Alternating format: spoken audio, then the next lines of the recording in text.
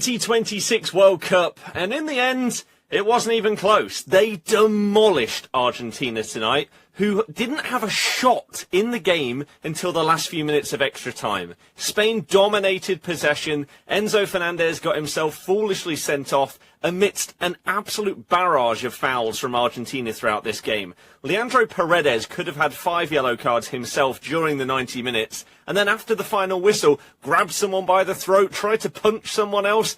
They were a disgrace tonight.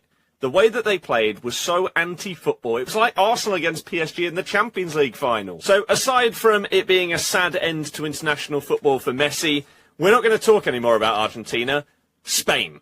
Phenomenal. They conceded 1 goal all tournament, and that was to Belgium and Charles de Ketelaere. Unsurprisingly, the fewest goals conceded by any World Cup winner in history, and that's with an extra game now due to the expanded tournament. And if we put the stats on the screen, the domination is clear. The 2 shots from Argentina coming right at the end. Spain were in control the entire game.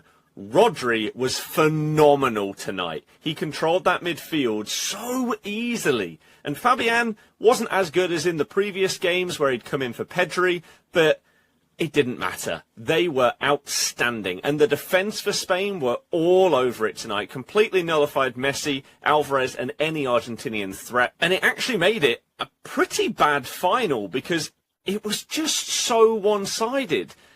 I'm English. A lot of English fans are probably going to be quite upset that Argentina made it to the final instead of us, and then they put in that performance.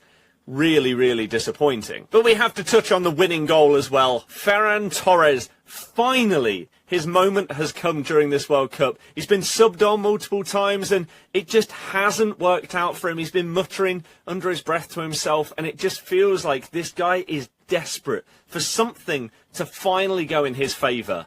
And boy, did it today.